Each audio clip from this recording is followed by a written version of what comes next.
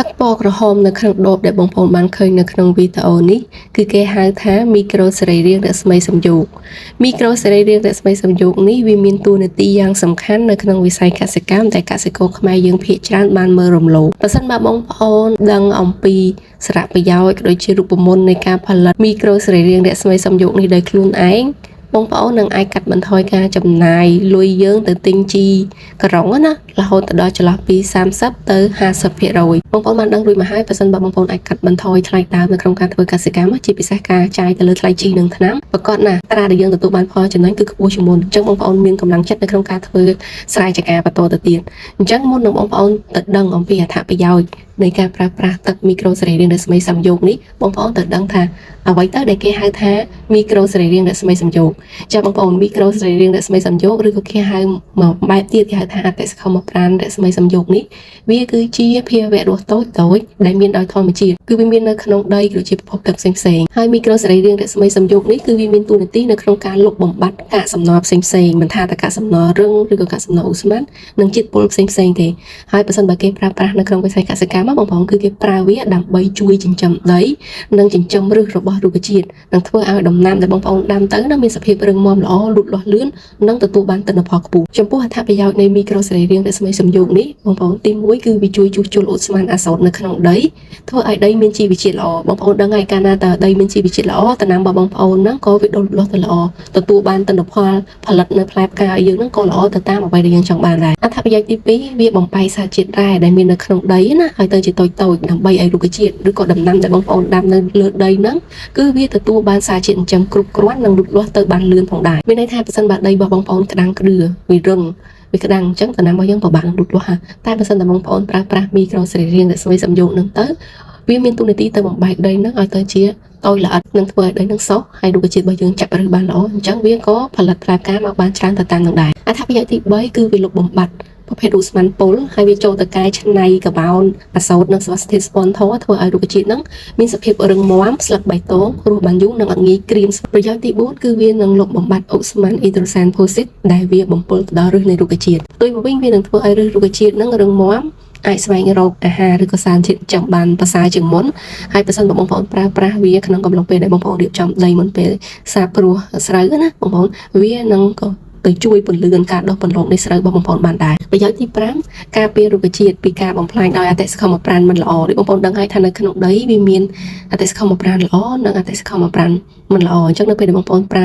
ើមីក្រូសរីរាង្គរស្មីសំយោគនេះទៅវានឹងទៅជួយការពារពពួកអតិសកលមប្រាណមិនល្អនៅក្នុងដីនឹងឯងដែលវាជាមូលហេតុបង្កជំងឺផ្សេងៗអញ្ចឹងនៅពេលដែលយើងប្រើទៅវាការពារអញ្ចឹងដំណាំរបស់បងប្អូនហ្នឹងគឺវាអត់មានជំងឺទេបន្ទាប់ពីបានដឹងអំពីប្រយោជន៍របស់វាខ្លះៗហើយបងប្អូនប្រហែលជាចង់ដឹងទៀតហើយហេតុអីបានបងប្អូនចាំបាច់ត្រូវរវល់នៅក្នុងការផលិតទឹកមីក្រូសរីរាង្គរស្មីសំយោគនេះដោយខ្លួនឯងហើយហេតុអីបានបងប្អូនចាំបាច់ត្រូវតែប្រើវាប្រកបណាបងប្អូនខ្ញុំបានប្រាប់ពីអត្ថប្រយោជន៍ហើយអញ្ចឹងបងប្អូនប្រហែលជាយល់ខ្លះហើយមូលហេតុដែលបងប្អូនគួរតែប្រើវានៅក្នុងការធ្វើកសិកម្មមិនថាធ្វើស្រែឬក៏ធ្វើចការទេវាអត់រើសដំណាំទេបងប្អូនមានន័យថាបងប្អូនផលិតតែមួយបងប្អូនអាចប្រើប្រាស់បានគ្រប់ដំណាំទាំងអស់មិនថាហូបផ្លែស្រែចការគឺបានទាំងអស់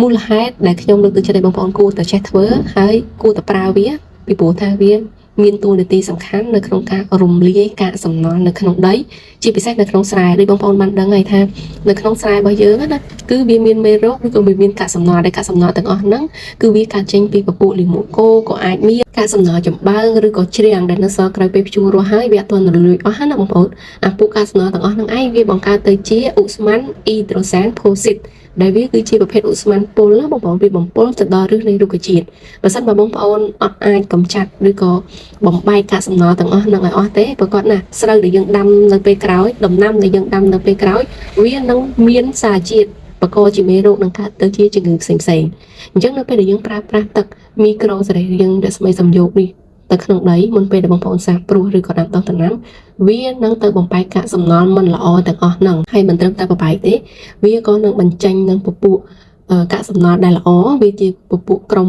អរម៉ូនលូតលាស់ដែលគេហៅកាត់ថា GA ហើយនឹងពពួកអាស៊ីតអាម៉ូណូសំខាន់ហើយវាក៏ផ្ទុកនៅពពួកវីតាមីននិងសារជាតិរ៉ែផងដែរហើយពពួកសារជាតិរ៉ែវីតាមីនក៏ដូចជាពួកអាស៊ីតអាម៉ូណូនេះគឺជា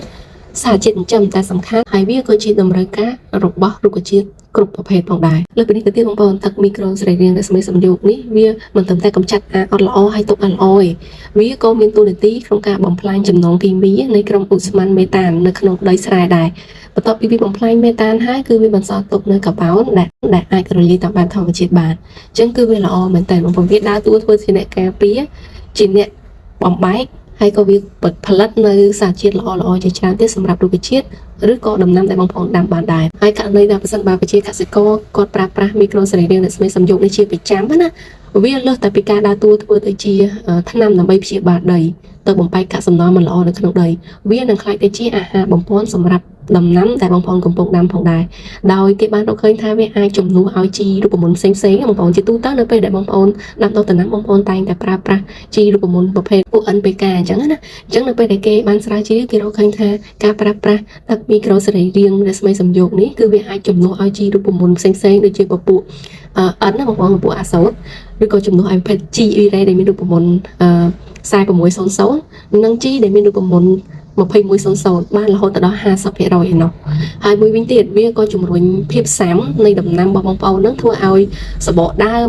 ឬក៏ផ្នែកសបកនៃផ្លែនឹងមានសភាពធន់ល្អដែលវាការពារពីការយាយីរបស់ពពួកសត្វល្អិតផងដែរហើយជំរុញកោសិកាលូតលាស់នៅចុងឫសរបស់រុក្ខជាតិនឹងឲ្យវាបែកមែកសាខាបានល្អបងប្អូនដឹងហើយថាឫសនៃរុក្ខជាតិគឺសំខាន់មែនតើបើសិនបើយើងថែឫសវាបានល្អវាចាក់ចូលទៅក្នុងដីបានល្អវាទទួលបាន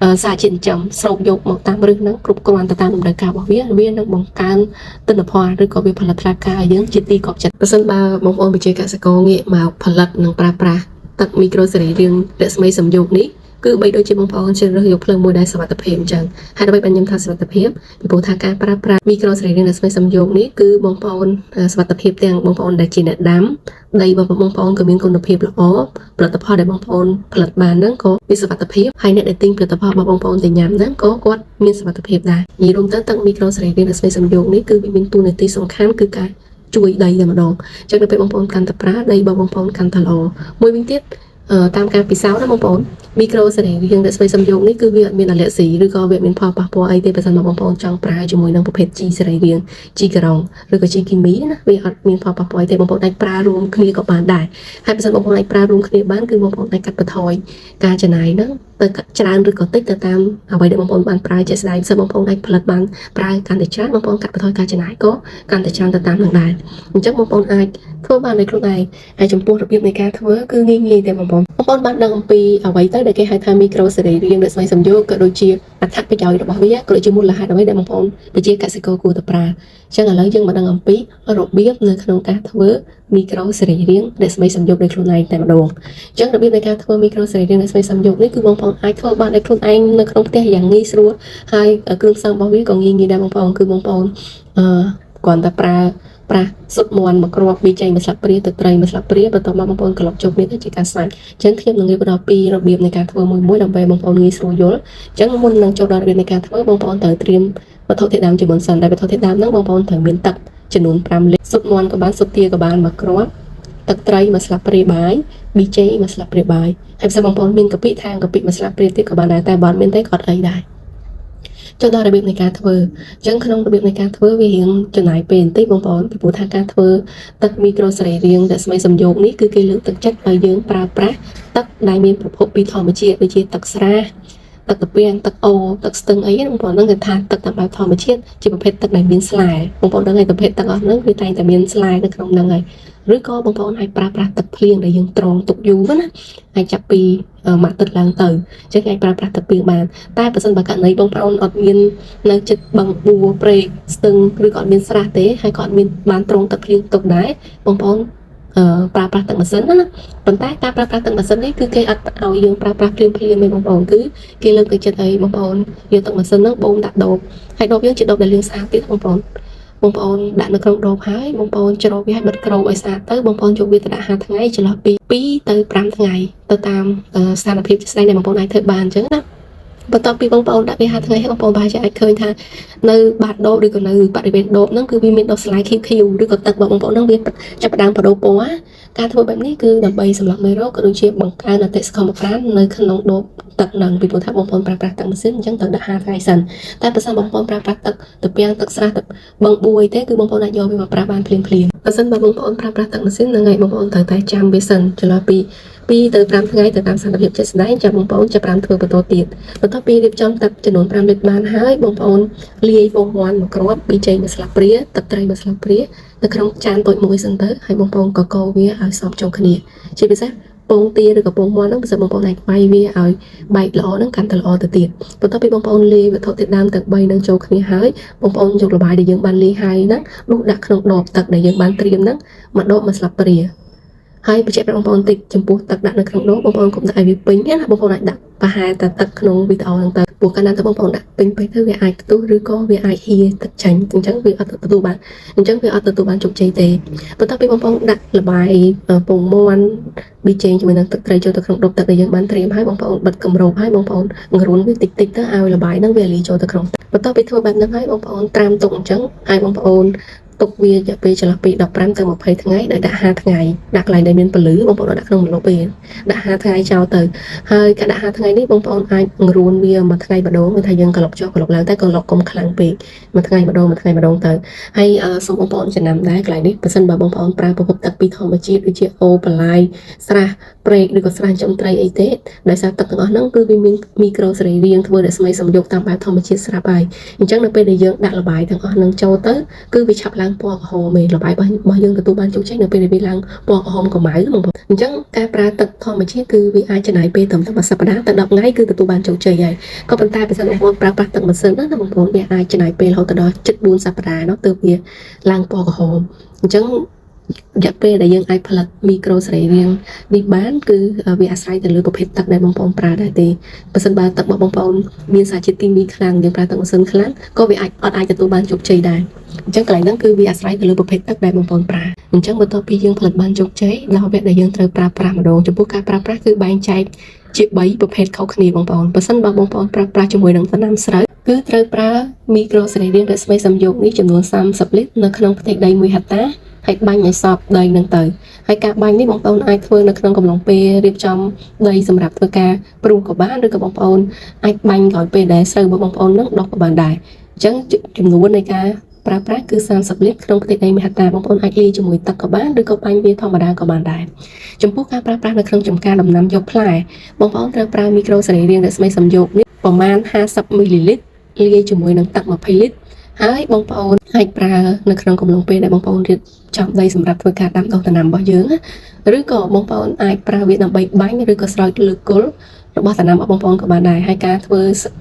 ចំពោះការស្រោចឬក៏បាញ់នេះបងប្អូនអាចធ្វើចន្លោះពី7ទៅ10ថ្ងៃម្ដងទី3បើសិនបើបងប្អូនប្រើប្រាស់ជាមួយនឹងពពុះបន្លែឬក៏ដំណាំផ្កាបងប្អូនត្រូវប្រើមីក្រូសរីរាង្គរស្មីសំយោគនេះបរិមាណ20មីលីលីត្រលាយជាមួយនឹងទឹក20លីត្របាញ់នៅលើស្លឹកឬក៏ឫសដំណាំដែលបងប្អូនដាំហ្នឹងហើយរយៈពេលនៃការបាញ់គឺចន្លោះពី5ទៅ7ថ្ងៃម្ដងអញ្ចឹងរបៀបនៃការប្រើប្រាស់គឺមាន3នេះឯងបងប្អូនខុសគ្នាការប្រើប្រាស់ទៅលើដំណាំស្រូវផ្សេងការប្រើប្រាស់ទៅលើដំណាំក្នុងចការដំណាំយកផ្លែផ្សេងការប្រើប្រាស់ទៅលើពពុះបន្លែហើយនិងដំណាំផ្កាមានថាប្រភេទផ្កាហ្នឹងផ្សេងទៀតអញ្ចឹងបងប្អូនអាចធ្វើតាមនឹងបានហើយចំពោះពេលនៃការប្រើគឺគេលើកទឹកចិត្តឲ្យយើងបាញ់មិនថាទៅដំណាំស្រូវដំណាំ